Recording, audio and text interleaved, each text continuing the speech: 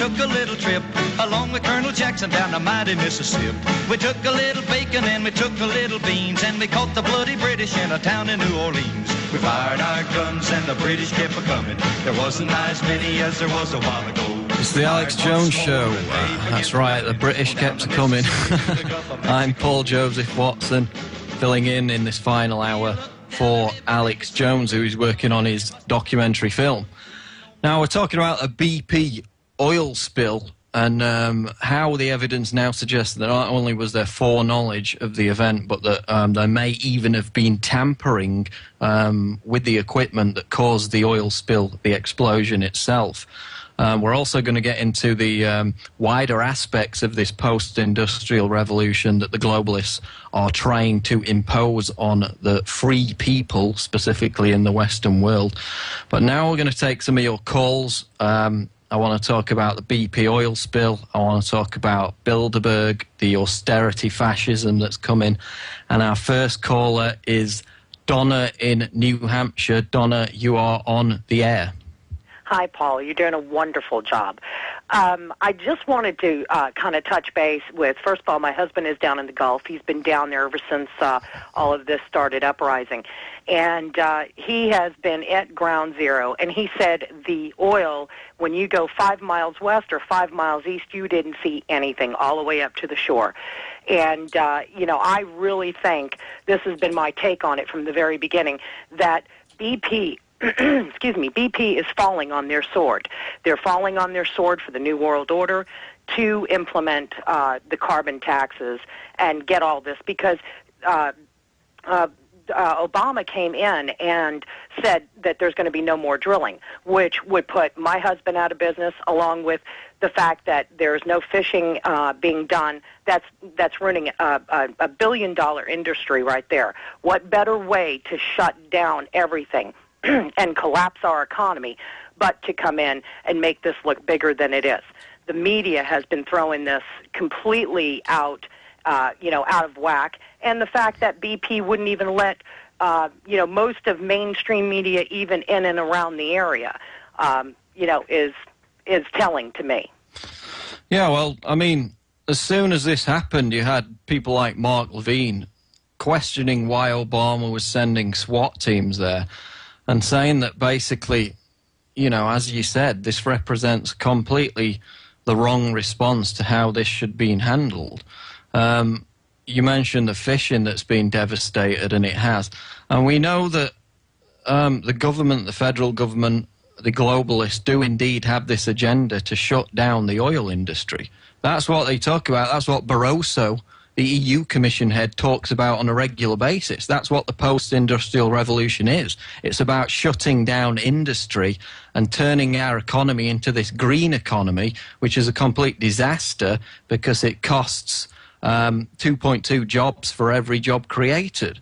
So they want to lower living standards, they want more unemployment, and letting this crisis rumble on as it has done is the perfect entree to achieving that, and I thank you for your call. We're going to move on now to Bill in Connecticut. Bill, you're on the air. How you doing, Paul? All right, Bill, how are you? Real good, real good. Hey, just wanted to point out that today on MSNBC, Obama is sitting there saying that he's going to fire the president of British Petroleum for his muffing up the job. And I find it very funny because didn't the U.S. government say that they were in charge of the job? And if that's true, then isn't Obama firing himself? Well, that's right. As I said in the last segment, Obama and BP are arm in arm. They're hand in hand. They're both luminaries of the Bilderberg Group. Now, the idea of Obama being able to fire somebody in a private corporation is, of course, completely fascist. They tried to have that included in the TARP package.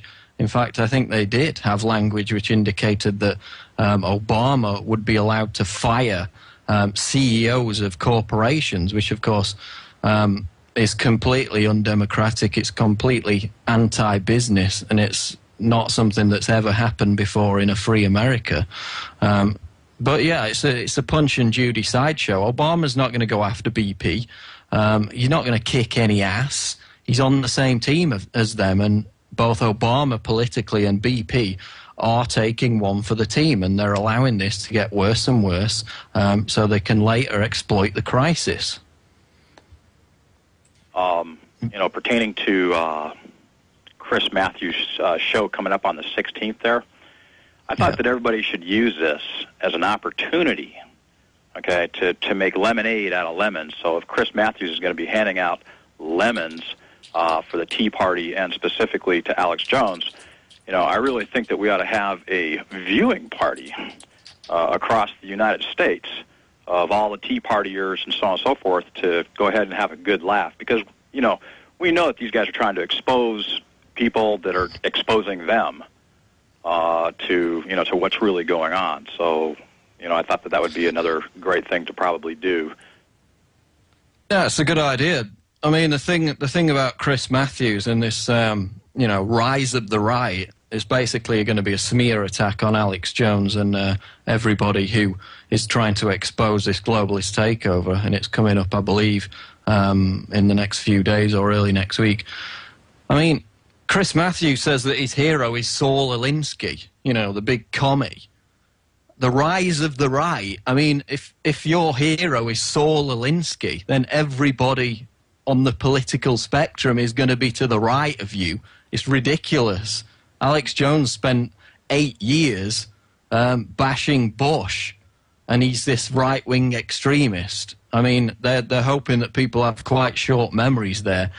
And, of course, it's trying to portray us as radicals. It ties in with the Mayak report, trying to smear us all as domestic terrorists when we've been nothing but peaceful. They did the same thing with the 9/11 Truth movement, trying to say they were dangerous. Completely failed again. So it's going to be interesting what kind of tactic what kind of angle they approach this at, but it's probably going to be the same tired old cliches about how we're this frontier of dangerous extremism when all we're doing is telling the truth and trying to wake up people to what's happening. I thank you for your call.